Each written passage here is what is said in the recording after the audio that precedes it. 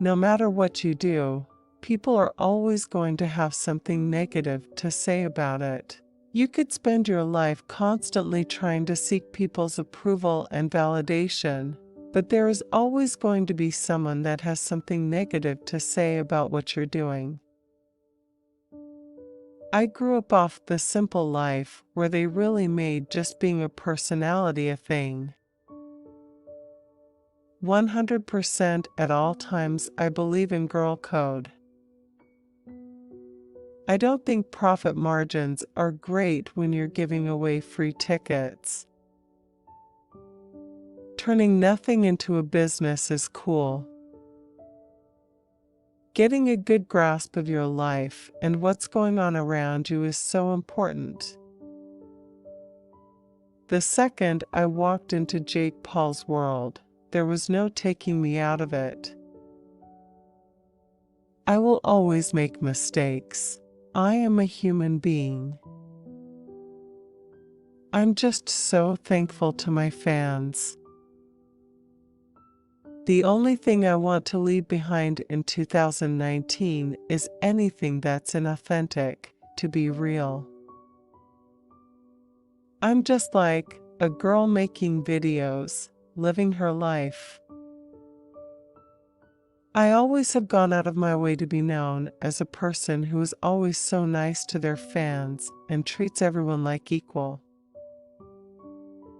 The valuable lesson is that holidays are about love, and that's what I have to try and channel.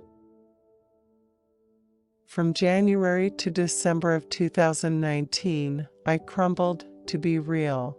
And I think by the end of 2019, I had beaten myself up in every possible way to the point where I wasn't even a person. I was fully at rock bottom. My childhood was the worst thing on earth. I'm very lucky to have gotten out of that, but I spent 15 years of my life being so incredibly emotionally abused. I built up so much hatred for my parents, like so much anger for the life they had given me. It's very easy to get caught up in the world of press and maintaining an image and maintaining this highlight reel that the world expects. 2020 for me is a really big year of realness and authenticity and just being who I am. It got to a point where I didn't care about living at all. I think that it's important to take time for yourself and to make sure to have those real moments when you're in bed at night, when you're with yourself. I'm always going to give my fans a realistic expectation and let them know that if you think I'm never gonna make a mistake again, go find another YouTuber. I think after going through some scandals and realizing that if I'm growing as a person, and I'm acknowledging my mistakes, and I'm constantly bettering myself to be the best me that I can possibly be, what more can I really be?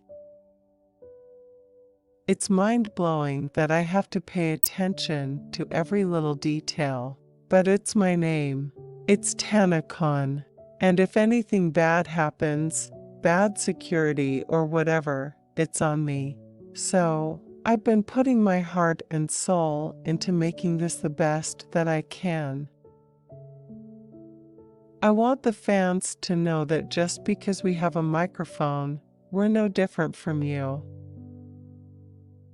It's my favorite thing to do, meeting the people who support me and make everything possible. I think my main mantra of TanaCon is just being inclusive. It's for everyone. It's young and it's fun. I think that people need a box to put people in to feel okay, but I'm just not like that. I don't know. I think when filming a reality show, you definitely sign up for showing the world vulnerable parts of your life, and all that can be challenging. Everything I am is 'cause of Paris. She paved the way for me. A girl like me who is literally famous for nothing, Paris Hilton, taught us how to make that a business. You know what I mean? I feel like everyone needs to respect Paris Hilton. For me, sometimes you have to accept that people cannot always be what you want them to be. It's important to accept people for the reality of what they are, who they are, whatever that is, and heal from that yourself. Due to my lack of family, I've almost built a family around me of friends that are, for me that is, they mean more to me than my own family. Nobody wants a bad relationship with their parents, but at the same time we are all dealt a hand in this life, and it's all about what you do with that.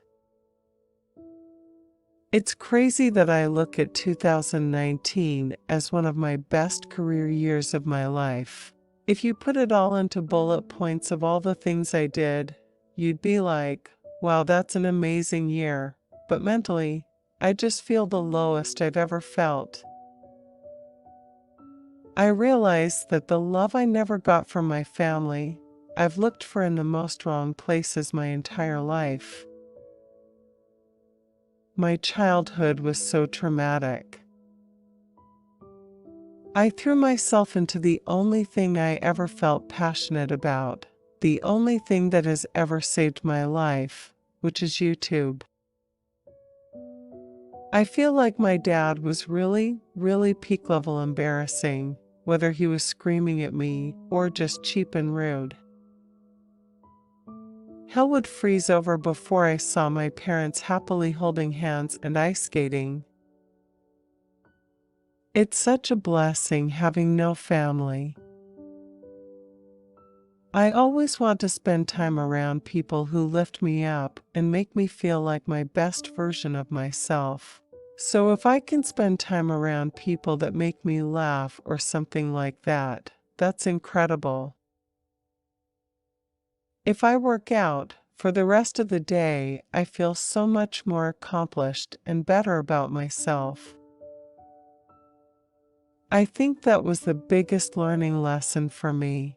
I realized I can't be anything for anyone else if I'm not the best me for me.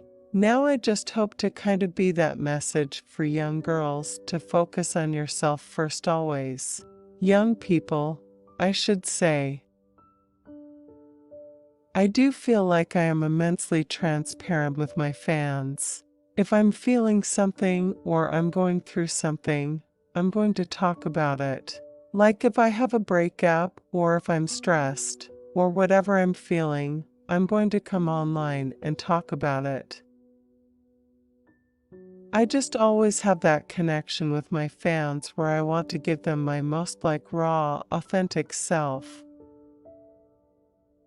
I spend 99% of my time writing. Twitch has been very hard for me. It makes me feel so stupid. I don't understand it at all. It's very complicated. I love live streaming. I think it's awesome and my fans really like it. PewDiePie's a smart guy. In the past, I used to sit there and watch every single video and read every single article top to bottom, like ripping me apart. I never thought that after what happened with TanaCon that VidCon would be open to a conversation.